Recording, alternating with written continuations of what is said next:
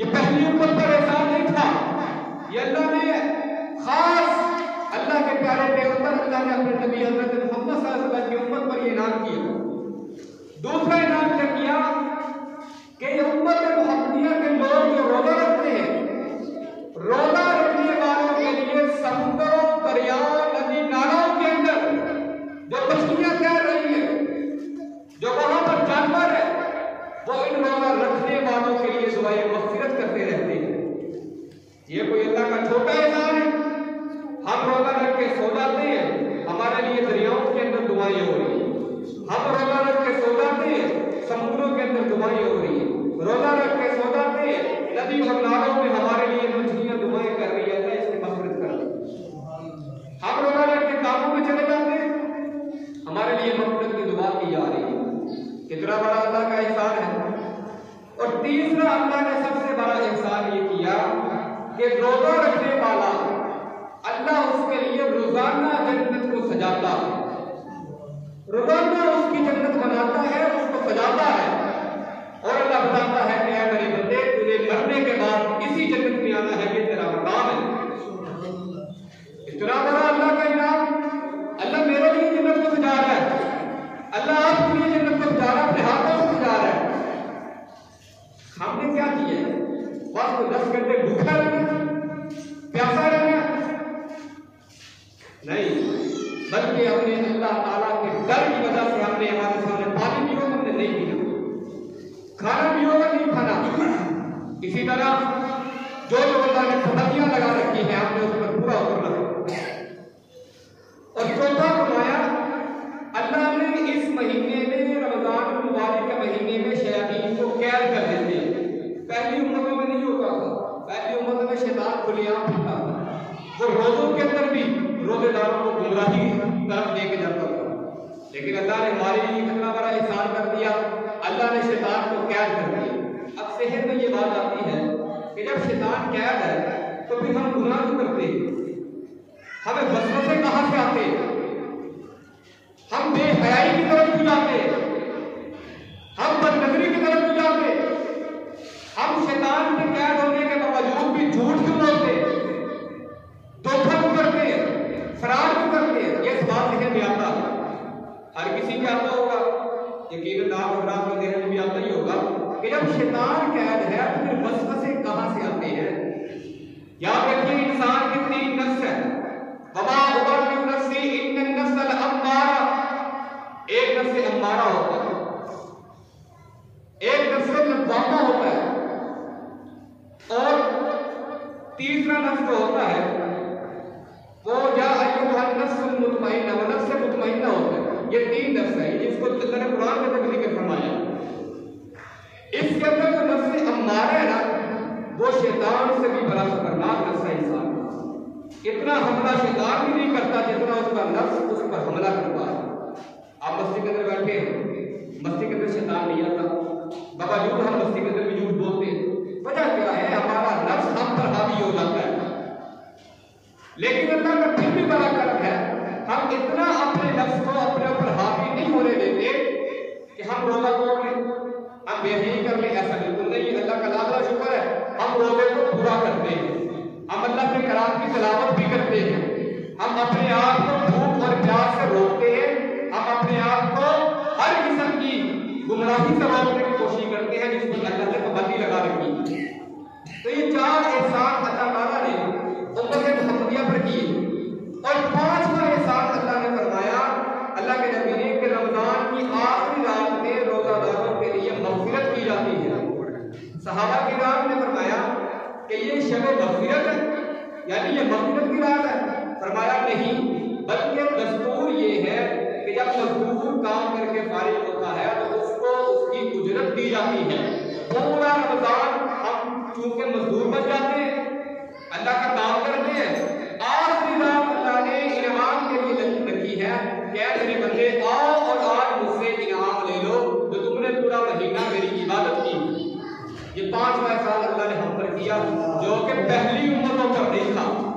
ये बात आप ज़हन में रखें, ये पहली उम्मतों पर ये एहसान नहीं थे, ये खास हमारे लिए एहसान है। अब दूसरी बात सुनिए, अल्लाह ने रोजे का बदला क्या रखा? ये मैं आपके सामने, क्योंकि मैंने इसके अंदर वो लिखा हुआ है, तो इसलिए देख के सुना रहा चीज रह ना जाए मेरे से। दूसरी बात, रोजे का बदला क्या है? हज़रत अबू मसऊद गफ़ारी रज़ी अल्लाह अन्हु इसके रावी हैं, उन्होंने फरमाया कि रसूलुल्लाह सल्लल्लाहु अलैहि वसल्लम से रमजान का चांद अगर आने पर इरशाद फरमाते हुए सुना कि अगर लोगों को ये मालूम हो जाए कि रमजान की हकीकत क्या है, अगर लोगों को ये मालूम, बंदों को ये मालूम हो जाए कि रमजान मुबारक की हकीकत क्या है, तो मेरी उम्मत ये तमन्ना करे कि सारा साल ही रमजान हो, एक दिन भी ऐसा ना हो कि रोजे के बगैर हो। क्यों? क्योंकि एक शख्स आया था, उसने कहा कि अल्लाह के नबी, रमजान मुबारक के बारे में हमें कुछ बताइए। आपने इरशाद फरमाया कि रमजान मुबारक के लिए जन्नत के शुरू से, जन्नत शुरू साल से आखिरी साल तक सजाई जाती है। जब रमजान शरीफ का पहला दिन होता है तो अर्शे इलाही के नीचे से एक हवा चलती है जिससे जन्नत के दरख्तों के पत्ते हिलने और झूलने लगते हैं और पूरे हैं अर्ज करती हैं कि ऐ हमारे परवरदिगार, इस मुबारक महीने में हमारे लिए अपने बंदों में से कुछ शोहर मुकर्रर कर दे। अब देखिए जरा तसव्वुर करिए, अल्लाह ने हूरें बनाई ना, हूरें जन्नत के अंदर, वो मिट्टी की नहीं बनी हुई, हम तो मिट्टी की बनी है, वो अल्लाह ने मोतियों की बनाई है, याकूत की बनाई हुई है, वल याकूत मरजान, इन चीजों की हूरें बनाई है। वो रमजान मुबारक के महीने में अल्लाह से पता क्या कहती है? अल्लाह ताला हमारे लिए कोई शोहर मुकर्रर कर दे। ये मनाने के अंदर ये जो बंदे फिर रहे हैं, बाबा जाफर बैठा है, भाई साहब बैठे हैं, ये बैठे हुए हैं, इनमें से किसी एक को हमारा शोहर बना दे, बाबा हबीब को हमारा शोहर बना दे। मुझे अल्लाह ताला हर एक को वो हूरें कहती है। ये हदीस आपके सामने अर्ज कर रहा हूं, मैं झूठ नहीं बोल रहा, हूरें अर्ज कर रही अल्लाह ताला इन बंदों में से किसी ना किसी को हमारा शोहर बना दे। कौन? जो रोजे रखने वाला है, ये नहीं जो रोजों के बगैर है, जो रोजे रखने वाला है उनमें से किसी ना किसी को हमारा शोहर बना दे। अच्छा, अब आगे सुनिए, फिर उन्होंने क्या कहा? इसलिए बना दे कि हम उनसे अपनी आंखें ठंडी कर सके। यानी हूरें भी हमारी मुतमन्नी है, वो भी जन्नत के अंदर उनकी आंखें नहीं ठंडी हो रही जन्नत को देखने के बावजूद, उनकी आंखें ठंडी होगी, रोजादारों को देखने के बाद होंगी, रोजादारों को देखने से पहले उनकी आंखें ठंडी नहीं हो रही। फिर फरमाया कि वो हमसे अपनी आंखें ठंडी करें। उसके बाद आप ने फरमाया कोई बंदा ऐसा नहीं है कि रमजान शरीफ का रोजा रखे, मगर ये बात है कि उसकी शादी ऐसी हूर से कर दी जाती है जो एक मोती से बने हुए खैमों में रहती है, जैसा कि अल्लाह ताला ने कुरान में फरमाया खैरुम मक़सूरातुन फिल क़ियाम, यानी वो हूरें जो अपने खैमों में रहती हैं। खैमों में रहने का मतलब ये है कि उन रूहों को, उन हूरों को किसी ने नहीं देखा। जन्नत के अंदर कितनी हूरें हैं, एक हूर ने दूसरी हूर को कभी नहीं देखा। जन्नत के अंदर कोई मर्द हजरात है, उन्होंने किसी हूर को नहीं देखा। हूर को हमेशा वही बंदा देखेगा जिसको अल्लाह ताला उसका शोहर मुकर्रर कर देंगे। गोया कि बंदा अपनी हूर को पहली मर्तबा देखेगा, उस हूर को पहले किसी ने नहीं देखा होगा, वो हैरान परेशान हो जाएगा, इतनी खूबसूरत। फिर फरमाया एक भी नहीं, दो भी नहीं, तीन भी नहीं, अल्लाह कहते हैं 70 हूरें में एक बंदे को दूंगा। फिर उन 70 हूरों पर सरदार किसको बनाऊंगा? जो दुनिया के अंदर उसकी बीवी होगी। आज हमारी जो खवातीन है वो क्या कहती है? इस्लाम ने औरत को दिया ही क्या? इस्लाम ने औरत के लिए रखा ही क्या?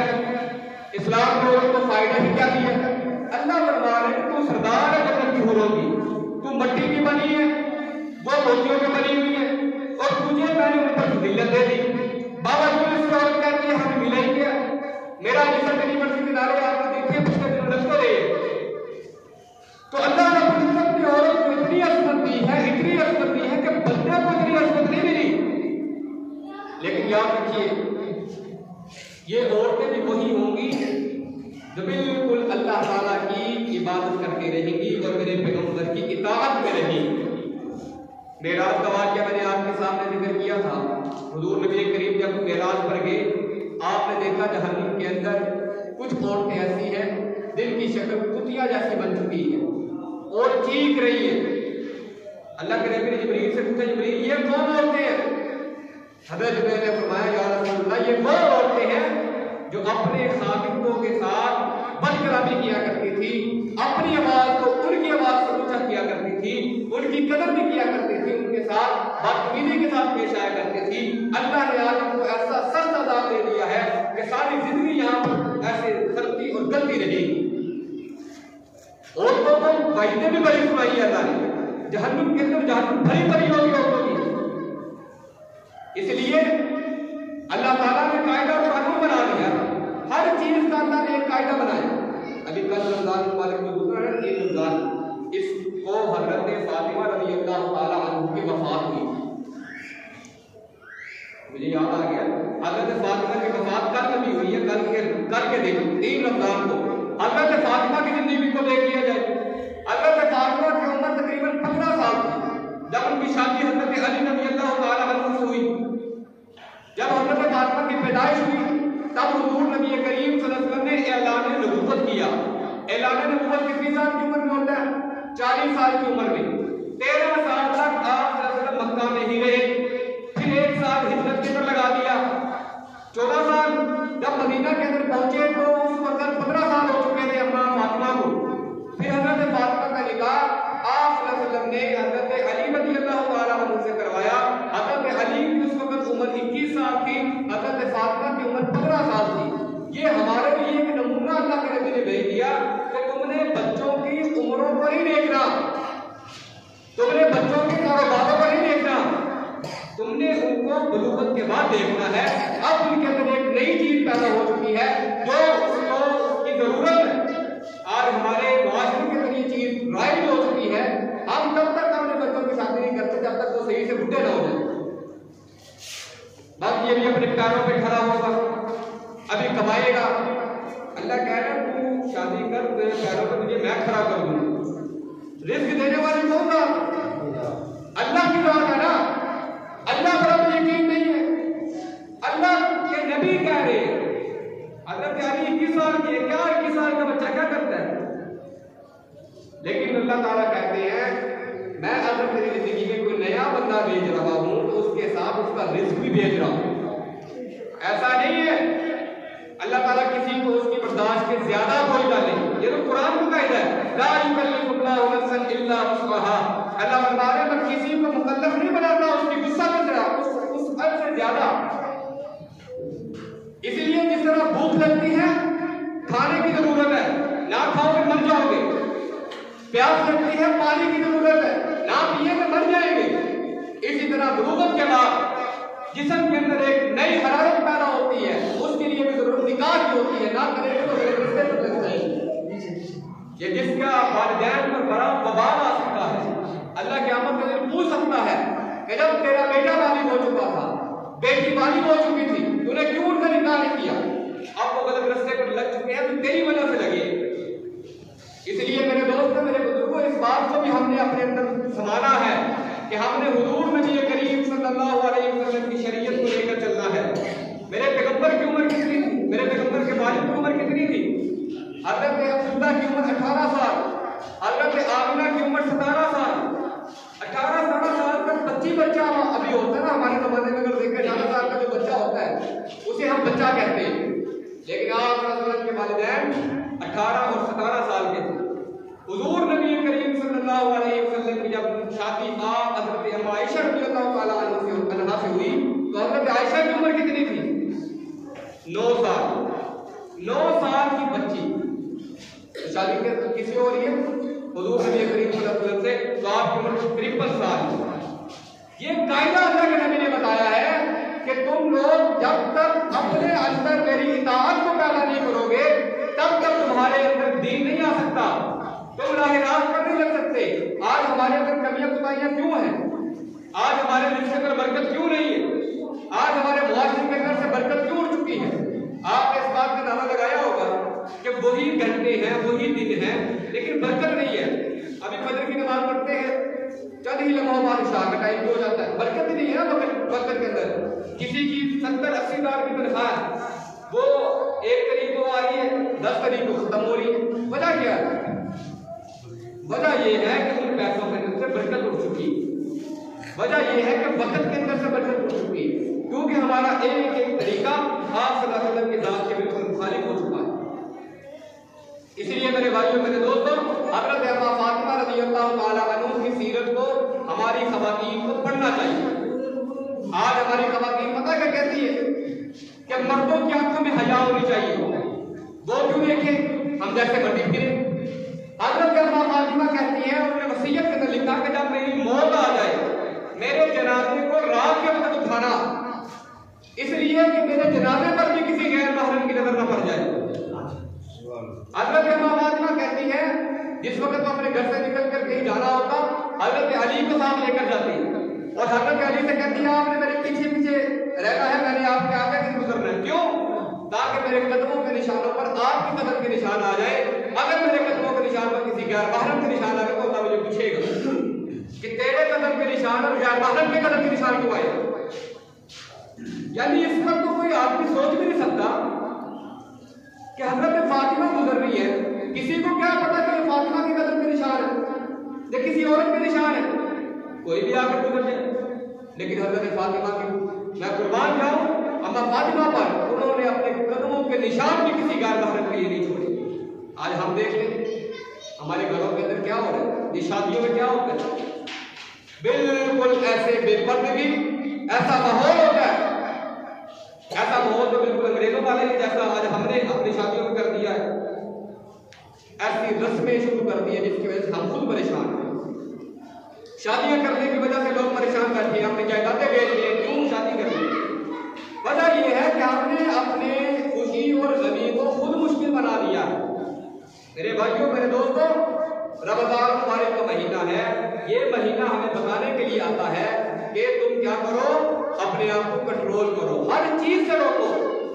हम देखो खाने पीने से रुक गए, हम जो दोपहर को नहीं खाते थे वो हमारे पैसे बच चुके हैं, हम जो दिन को अंदर बोतलें छोकरे नहीं पीते थे वो पैसे बच चुके हैं। वो है कि ये फजूल खर्चियों से अल्लाह बचा रहा है। फिर अल्लाह बताना चाह रहा है कि तुम अपनी आंखों के अंदर हया को पैदा करो। यही मामूल अगर हम रमजान के अलावा करना शुरू कर देंगे तो हमारा वास्ता कितना अच्छा हो जाएगा, हमारा माहौल कितना साफ सुथरा हो जाएगा। ये चीजें जब हमारे अंदर आएंगे हमारे पैसों के अंदर बरकत होगी। हम तो यहाँ पर आप बैठे हैं, आप मुझसे बड़े हैं, आपने वो जमाना भी देखा है कि आपके जो बाप दादा है उनकी तनख्वाही कितनी थी, बड़ी ज्यादा भी लगाई, 50-60 रुपए तनख्वाही होती थी, वो दिन के अंदर कितना कितना कमा लेते थे।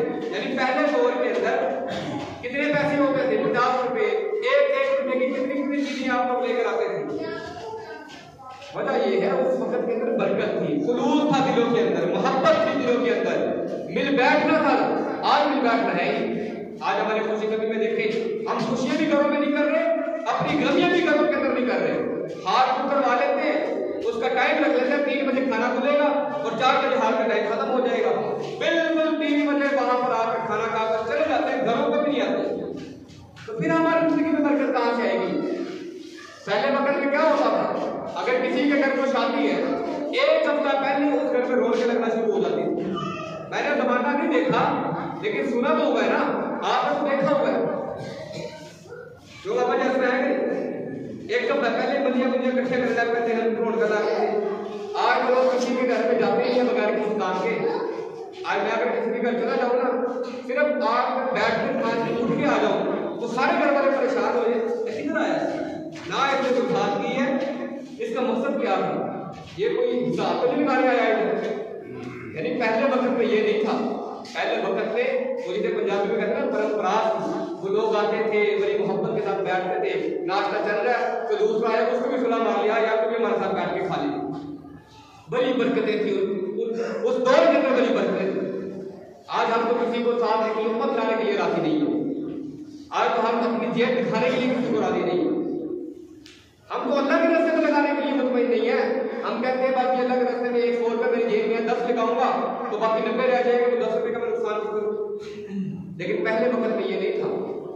सहाबा किराम का दौर आपने सुना होगा, सहाबा किराम जब हिजरत करके आए ना, जैसे मुहाजिरीन और अंसार कहते हैं, मुहाजिरीन कहते हैं जो हिजरत करके आए मक्का से मदीना की तरफ, अंसार कहते हैं जिन्होंने उनकी नुसरत की है मदीना में। अब जो हिजरत करके आए थे सहाबा, और जो कई साहब ऐसे थे जो कबारे थे जिनकी शादियां नहीं थी, और नुसरत करने वाले कई साहबी ऐसे जिनकी 2-2 बीवियां थी, उन्होंने अपनी एक बीवी को तलाक दी और सहाबा के साथ उनका निकाह कर दिया। यानी इतना प्यार अपनी बीवियां सहाबा के लिए कुर्बान, अपने दोस्तों के लिए कुर्बान कर दी। कि यार तेरी शादी नहीं है, तुझे बीवी नहीं मिलती, मेरी 2 बीवियां हैं, 2 रखे खा करती हैं, मैं एक तो तलाक देता हूँ, वो जो गुजारे कि दूसरा निकाह कर लेता। सहाबा तो अपनी बीवियां सहाबा को दे रही है और हम तो एक लुत्फा भी किसी को नहीं दे रहे। इसलिए मेरे भाइयों, मेरे दोस्तों, मेरे बुजुर्गों, यह रमजान मुबारक वो महीना है जिसके बारे में मेरे पैगंबर ने मिंबर पर चढ़ते हुए आमीन कहा। हुजूर मिंबर पर चढ़ रहे हैं, पहली सीढ़ी पर पांव रखा, जिब्राइल ने दुआ की, अल्लाह के नबी ने कहा आमीन। हुजूर दूसरे मिंबर पर चढ़े, दूसरी सीढ़ी पर जहां मैं बैठा हूं, अल्लाह के नबी ने कहा आमीन। तीसरे मिंबर पर चढ़े, अल्लाह के नबी ने कहा आमीन। सहाबा ने देखा कि हुजूर के पास है भी कोई नहीं और हुजूर आमीन किसको कह रहे, ये तो मामूल के मुखालिफ। फिर जुमे के बाद सहाबा ने पूछा, या रसूलल्लाह, हमने देखा कि आप जब सीढ़ियों पर चल रहे थे आप आमीन कह रहे थे, वजह क्या थी? मेरे पैगंबर ने फरमाया कि सहाबा, जब मैं मिंबर पर पहली सीढ़ी पर पांव रखा तो मेरे पास जिब्राइल आया और आप उसने कहा कि या रसूलल्लाह, हलाक हो जाए वो शख्स, यानी जिब्राइल का बात सुनिए, कौन कह रहा है? जिब्राइल रसूल अमीन, इन्नहु लक़ौलु रसूलिन करीम, इसको अल्लाह ने रसूल का लक़ब दिया है।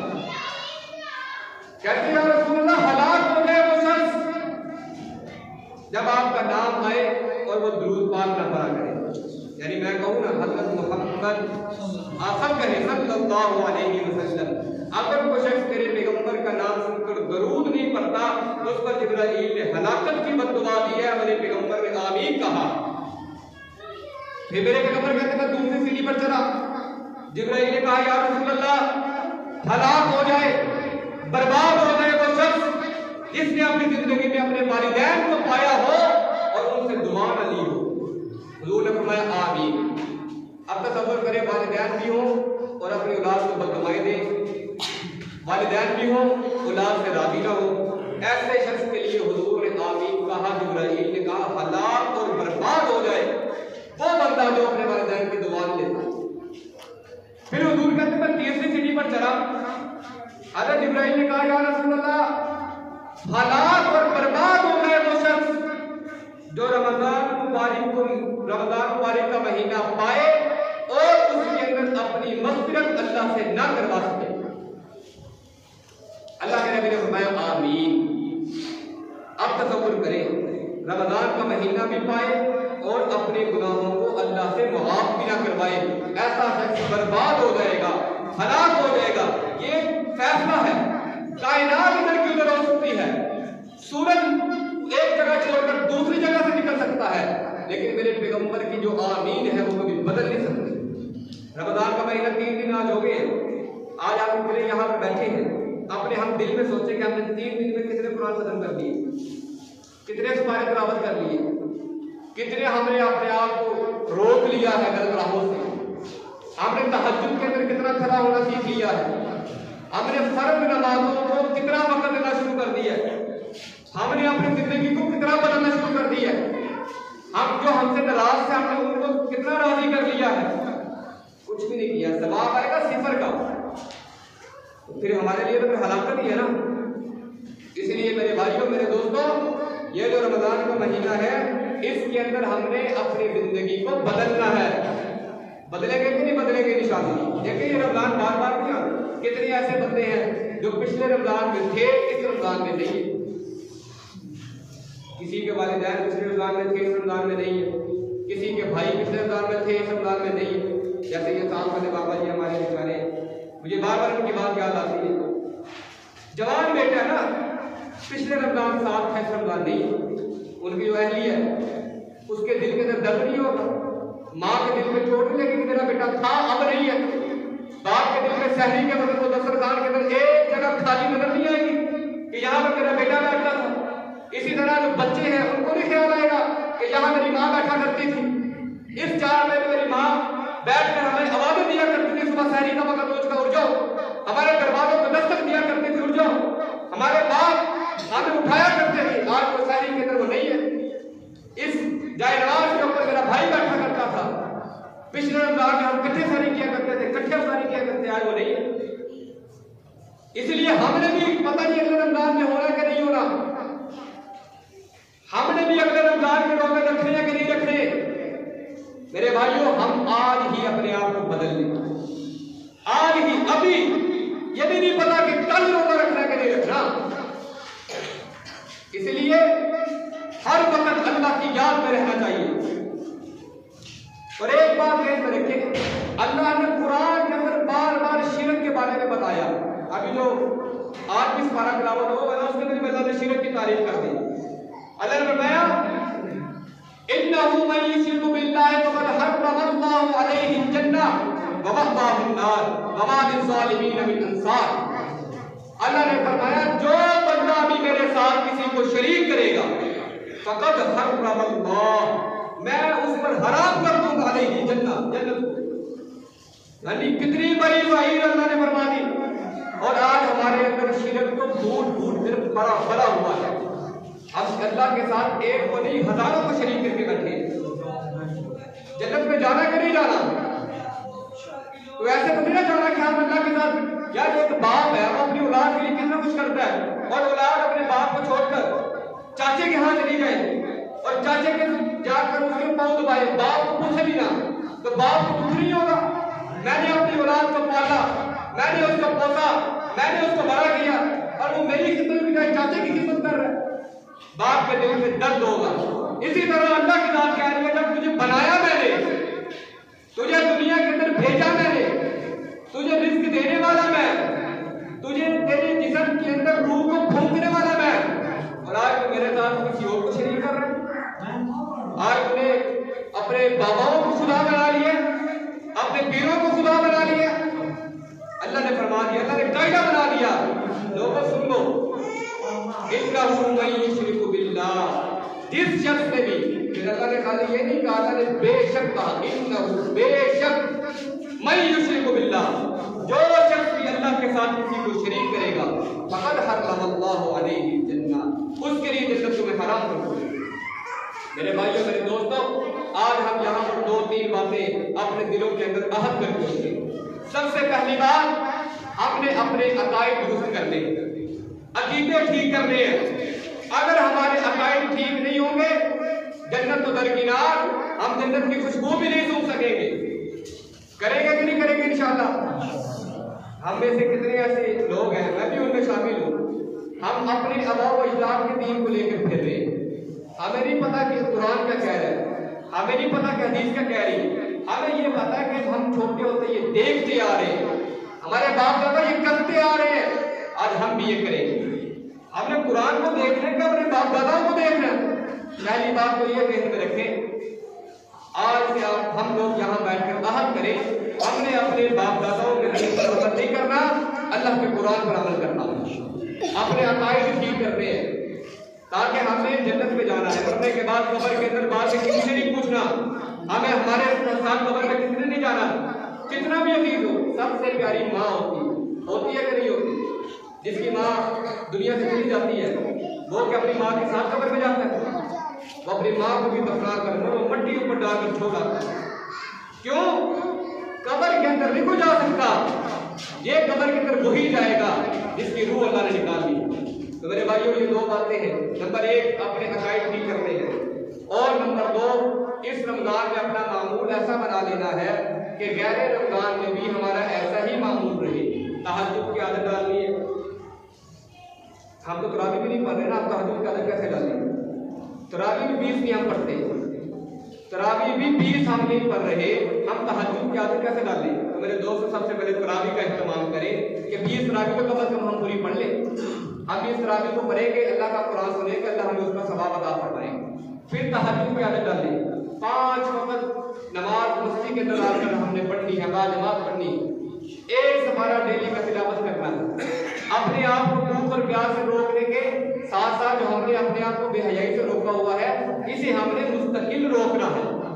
बिल्कुल हमने अपनी जिंदगी को ऐन शरीयत के तहत लेकर चलना है, हमने अपनी जिंदगी को बदलना है। बस ये 2-4 बातें मैंने आपकी खिदमत अर्ज करनी थी। इस पर मैं अल्लाह ताला के साथ हम उम्मीद नहीं यकीन रखते हैं कि अगर हम इस पर अमल करेंगे, अल्लाह हमारी जिंदगी को बदल देंगे।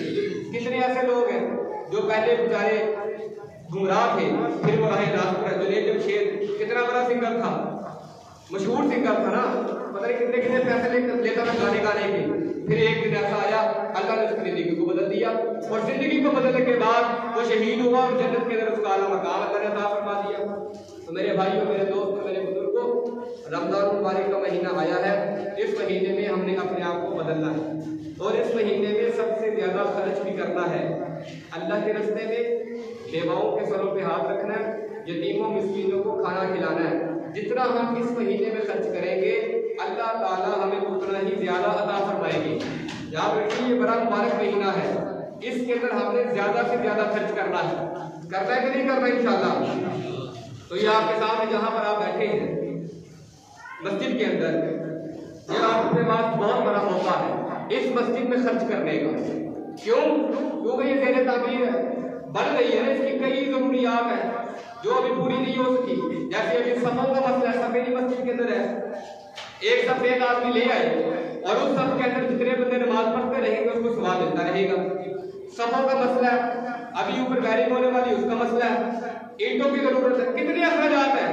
हम यहाँ पर बैठकर ये आहद करें अपने आप के साथ कि हमने अल्लाह के रास्ते में खर्च करना है। वतआवनु बिल बिर्रि वत्तक़वा, हमने अपने अल्लाह के रास्ते में खर्च करना है, इसलिए कि हम नेकी कमा लें और अल्लाह की मेहरबानी हम हासिल कर लें। अल्लाह से दुआ है, अल्लाह ताला हमें अमल की तौफीक अता फरमाए।